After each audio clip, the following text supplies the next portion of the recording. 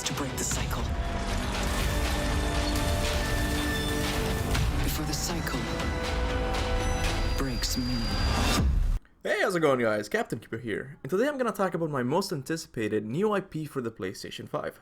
It's obvious that I'll be getting Horizon Forbidden West, Ratchet & Clank Rift Apart, and God of War Ragnarok the moment they come out. But every once in a while I see a new game that catches my attention and makes me want to root for it during its development.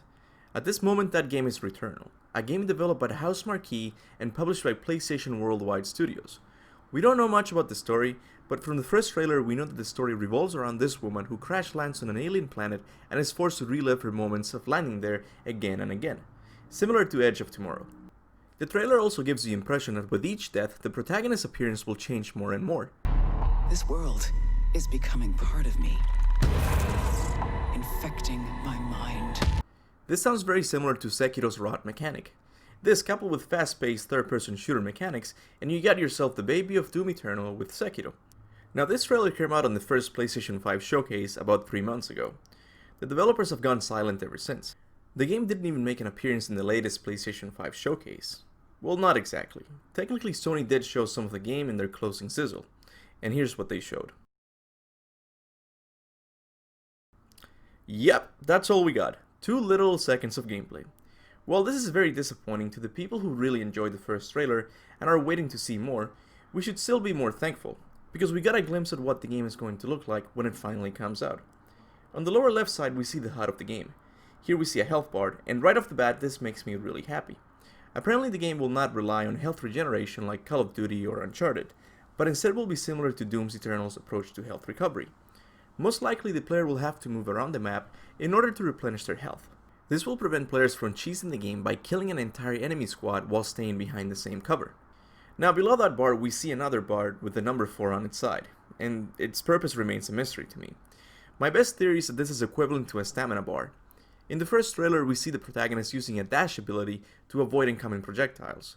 Maybe the player will have to search for some type of batteries to keep the suit working properly, or even give it enhanced abilities like dashing or double jumping.